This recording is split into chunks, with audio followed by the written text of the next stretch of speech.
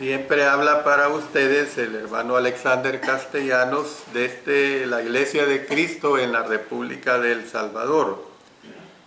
Continuando con este estudio que hoy este día di por iniciado acerca de la caída del hombre basado en Génesis capítulo 3. Decía en la última parte que tenemos que recordar que Adán y Eva vivían en un tipo de paraíso aquí en la tierra, en el que se les proporcionaba todo lo que necesitaban para su bienestar. Y decía que a un nivel más profundo la idea de llegar a ser como Dios tocó un punto sensible en sus corazones que resultó ser irresistible tanto para Eva como para Adán. Continuando con el versículo 6, podemos decir que a pesar de que Dios prohibió comer del árbol del conocimiento del bien y el mal, la evidencia visual que confrontó a la mujer fue poderosa en su atractivo. En primer lugar, despertó sus deseos físicos al ver que el árbol era, primero, bueno para comer. Usted sabe lo que es un fruto de un árbol, que ese fruto es atractivo. Aquí en nuestro país no lo tenemos. Árboles de manzanas, árboles de nectarines, árboles de duraznos, porque nuestro clima no lo permite. Pero basta con visitar otros países donde el clima lo permite y usted ve esos árboles con esos frutos atractivos y el deseo de comerlos es enorme. Entonces, el árbol era bueno para comer y anhelaba probar algo nuevo y delicioso. Como se explica en el capítulo 1, el término bueno, que es la palabra tov, T-O-B de bueno, fue aplicado a toda la creación, lo que ya antes había dicho, cuando en cada día se iba creando cada cosa, todo era bueno. Entonces, cada cosa creada era apropiada para hacer y hacer lo que Dios se propuso para ella. El término tov también podría querer decir algo bello o podría tener una connotación moral, si se quiere ver desde ese punto de vista, de la connotación moral. Sin embargo, aquí la mujer usurpó el lugar de Dios al determinar que algo era bueno para comer cuando Él lo había prohibido. Es decir, Dios le da la prohibición a ambos. De esto no puedes comer. Pero de repente la mujer, por la obra que hace la serpiente en ella, metió la duda, como lo mencioné anteriormente, y entonces empieza a cavilar y decir, bueno, algo puedo comer de ese fruto. No todo lo que es físicamente hermoso, o sea, todo es moralmente bueno, sobre todo si nos atrae aquello bueno a la desobediencia. Y esto se ve bien claro en la belleza femenina. Usted puede ver a una mujer que es bella, es hermosa, y eso puede ser atractivo, eso es innegable. Pero aquella belleza femenina está corrompida. No es lo que realmente debe de ser. Entonces, es a lo que el Nuevo Testamento se refiere como los deseos de la carne, que está plasmado claramente en 1 Juan capítulo 2, verso 16, que hace que la atracción física a los objetos o a las personas prohibidas sean tan difíciles de resistir. Esa es la situación. En segundo lugar, aquella mujer se sintió atraída por el árbol porque era, como lo mencioné anteriormente, ahora lo menciono también específicamente, el árbol era estéticamente atractivo por ser agradable a los ojos. Yo no creo que aquel árbol fuera un árbol torcido, con ramas que eran difusas, o sea, sin forma. Yo no creo que aquel árbol haya tenido espinas. Yo no creo que ese árbol fuera peligroso, porque no hubiera sentido atracción Eva por acercarse a él. Por ejemplo, usted conoce las matas de rosa. Las rosas son muy lindas. Hay diversidad de colores, de variedades. Son lindísimas. Pero usted tiene cuidado acercarse a una mata de rosa. ¿Por qué? Porque sus ramas están llenas de espinas. Usted tiene que tener ese cuidado. Entonces, este árbol yo no lo considero así. Era un árbol completamente atractivo. Y la serpiente evidentemente que aprovecha esa situación. Por último, se dio cuenta de que el árbol era un árbol codiciable. La codicia usted sabe que es un pecado. Y la codicia lo que hace es consumar lo que se desea. Entonces era un árbol codiciable para alcanzar la sabiduría. Imagínense, para alcanzar la sabiduría. Es importante en este punto que las palabras que aquí se usan, las palabras agradable, o sea, y la palabra codiciable, son dos cognados. ¿Qué es un cognado? Yo le explico. O sea, son dos palabras emparentadas. Son dos palabras emparentadas. Y un cognado también se puede usar un parentesco por consanguinidad. La relación de los hijos de un hermano con mis hijos. Todo eso es un cognado. Entonces, aquí cuando se dice que son dos cognados de términos que se traducen como codiciar en los 10 mandamientos. Los verbos relacionados aparecen en el listado de Deuteronomio. Vamos a consultar en Deuteronomio capítulo 5 y el versículo 21. Vamos a leer este versículo que es interesante. No codiciarás la mujer de tu prójimo, ni desearás, codiciar, desear, la casa de tu prójimo, ni su tierra, ni su siervo, ni su sierva, ni su buey, ni su asno, ni cosa alguna de tu prójimo. Entonces, no codiciarás, no desearás. Dos palabras cognadas, dos palabras que se pueden relacionar.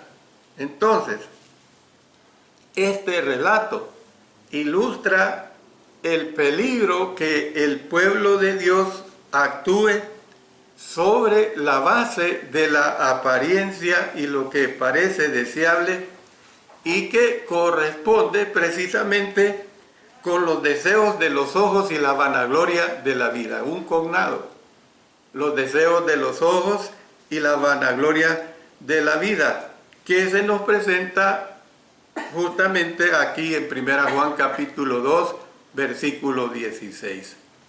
Entonces, la mujer no únicamente fue atraída por el hermoso fruto que creía disfrutaría comer. Sin embargo, el atractivo más fuerte parece ser que ella podría volverse sabia. Esto es bien interesante. La palabra sabia en el idioma hebreo es la palabra sakal, con S y K, la palabra sakal. Ella creyó que, como la serpiente se lo dijo, tú te vas a hacer sabia así como Dios. Entonces ella se siente atraída. Otra vez, vuelvo a decirle a usted que me escucha, ¿cómo se sentiría usted que un intruso de repente que tiene una apariencia de creencia, que tiene apariencia de credibilidad, que usted confía en él, de repente le puede decir a usted, ya sea en una forma ingenua o en una forma voluntaria, le puede decir a usted, mire, usted se puede hacer tan sabio como Dios. Ve, es lo mismo que sucede como cuando, digamos, a mí me adularan por los mensajes que presento y yo me vanaglorio en una manera de que me enfermo. Ya mi actitud no es una actitud de sencillez. Mi actitud es de que yo lo que me agrada es la vanagloria. Pues esto le pasó a Eva. Satanás le dice que se va a volver sabia, como Dios, pues. Va a tener una sabiduría realmente admirable.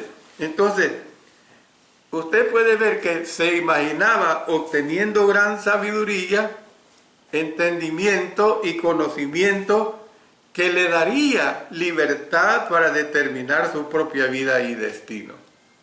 Es decir, yo voy a tener tanta sabiduría que ya no voy a necesitar de Dios. ¿Ve? Ya no voy a necesitar de Dios.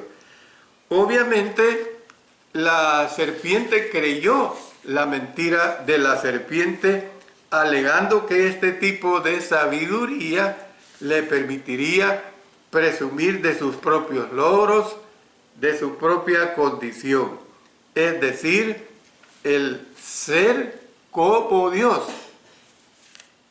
En otras palabras, le estaba diciendo, tú podrás ser igual a Dios, como Dios, igual a Dios. Entonces, cuando ella rechazó las instrucciones de Dios y siguió sus orgullosas emociones, convirtiendo la autorrealización de su objetivo principal, ¿qué es lo que le sucedió? Pues le sobrevino la tragedia, no la vida, le sobrevino la tragedia, porque Dios entró en escena. Dios entonces se encargó de ella. Y vamos a ver posteriormente más esta situación cuando Dios interviene para menguar esta vanagloria, este engaño que astutamente la serpiente le presentó a Eva. Eva, dice la Escritura, que tomó de su fruto y comió, y dio también a su marido, el cual comió así como ella.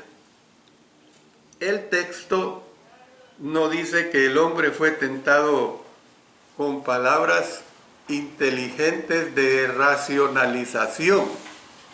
No dice nada de esto, sino que Adán, ¿qué es lo que sucedió? Observó a la mujer comer del fruto y vio que su mujer no murió.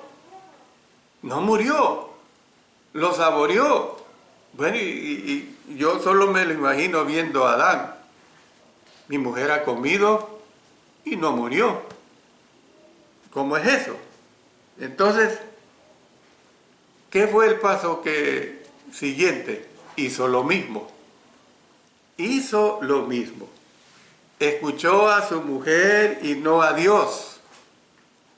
Dios les había advertido, no tienes que hacer esto, no tienes que comer de ese fruto. Pero ¿qué es lo que sucedió? Escucha a su mujer y no escucha a Dios, y se confrontó precisamente a los deseos de ella. Se conformó a los deseos de ella. Fue engañada y pecó.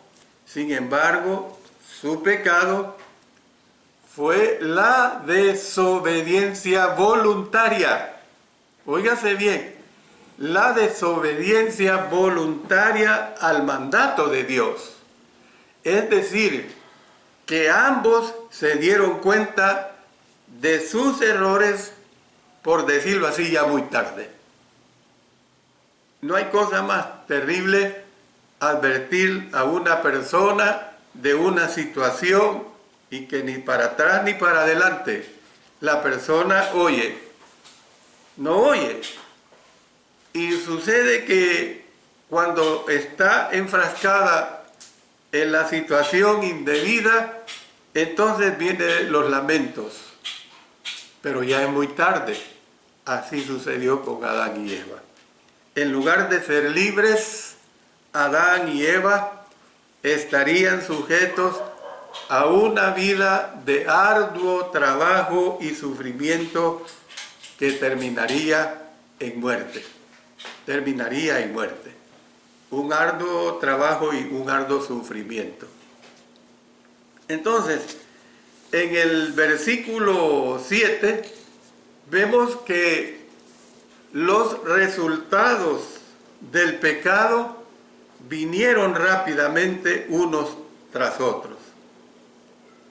Los ojos, es decir, su comprensión de ambos, dice la Escritura que fueron abiertos.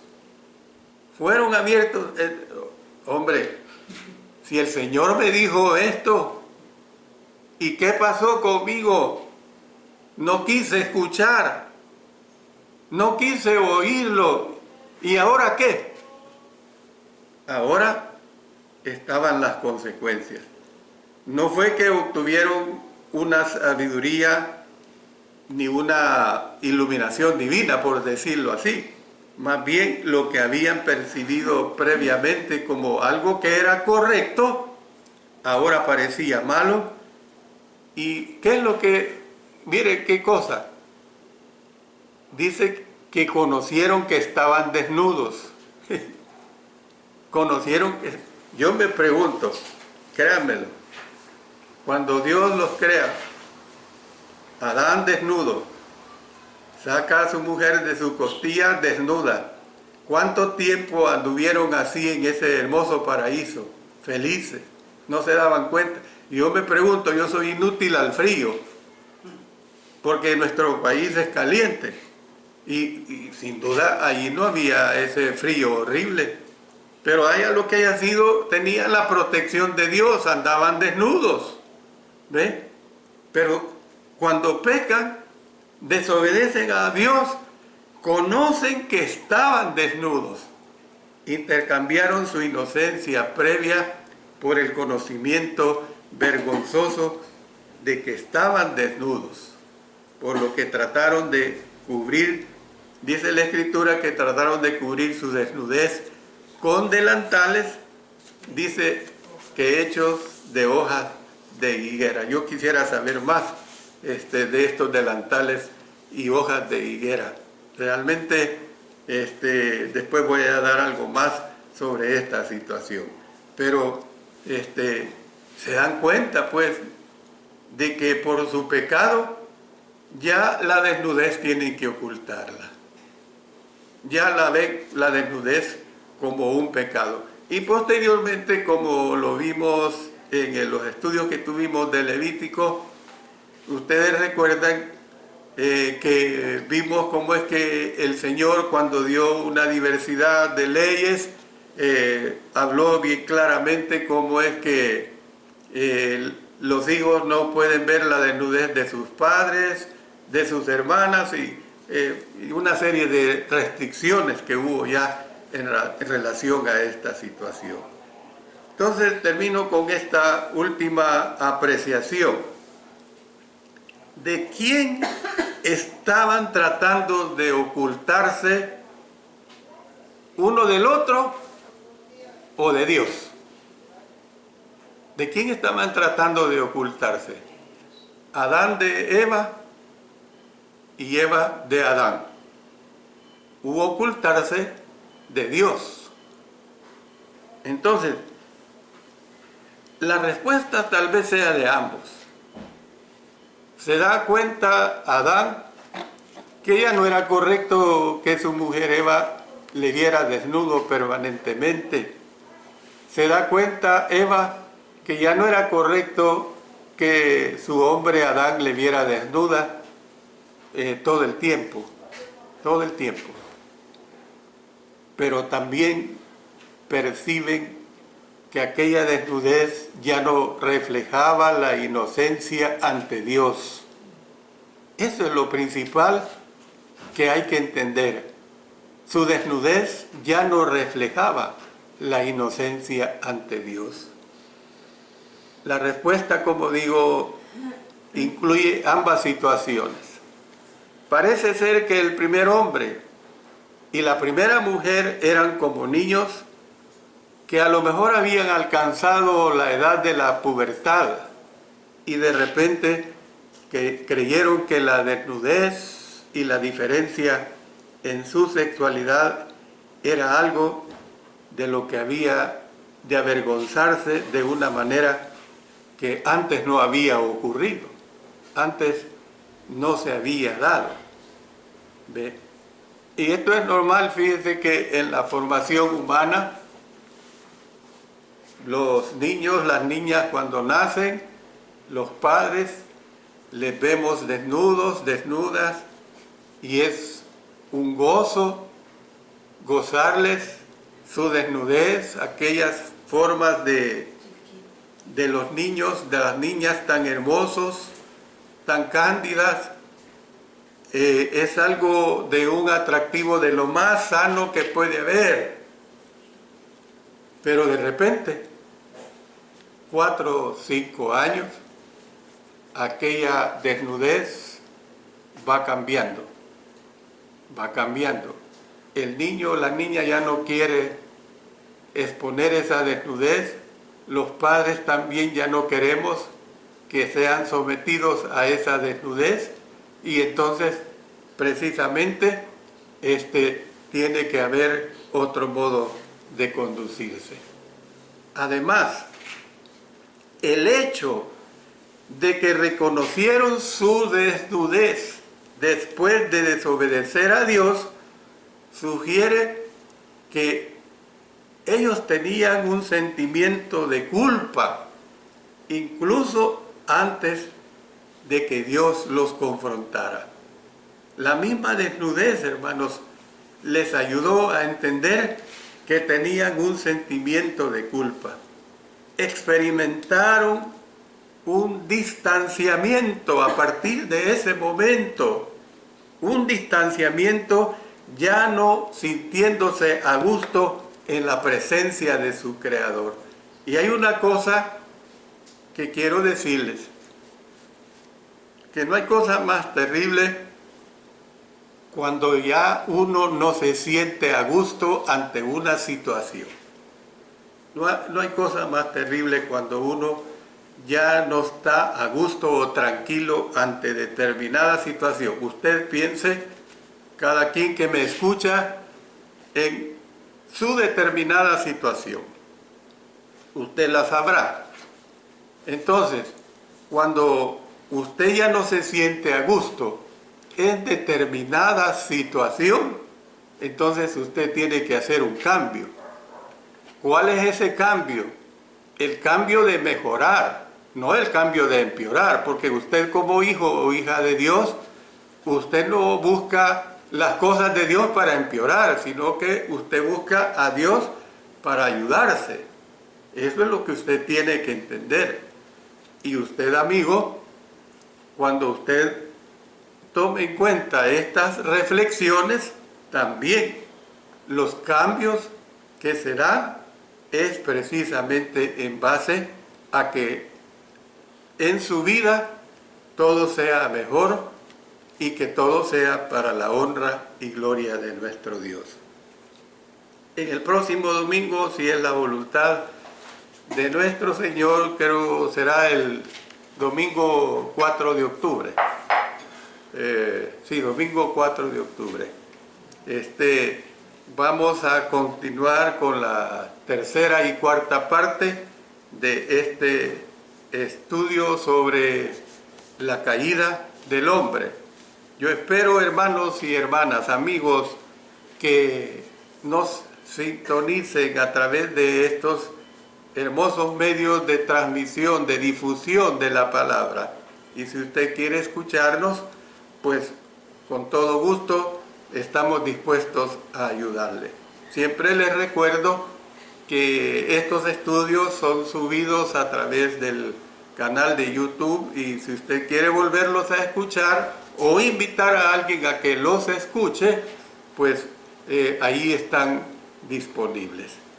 Que Dios honre a cada uno de nosotros, y nosotros en especial le honremos a Él. Que todo sea para su honra y su gloria. Oremos. Padre Celestial, gracias por presentar la palabra de nuestro Dios. Que este estudio, como lo dije en la oración pasada, sirva para mejorar nosotros, para no incurrir en el pecado, no porque nos vanagloriemos de lo que hizo Adán y Eva, sino en el sentido del aprendizaje espiritual. Eso es lo importante para cada uno de nosotros, Señor. Ayúdanos, Señor, a hacerlo mejor, y que todo sea con el fin de crecer en la gracia y el conocimiento tuyo. Siempre quiero expresar a través de esta oración la bendición de sanidad para nuestro hermano José Luis Rangel. Ayúdale, Señor, a sanar, que vuelva a casa y que vuelva a predicar tu divina palabra. Esa es nuestra súplica que extendemos a ti, Señor, y con tu poder Él lo logrará. La hermana Juanita y sus hijos serán muy felices. Gracias por ello, Señor. En el nombre poderoso de nuestro Señor Jesucristo. Amén. Amén.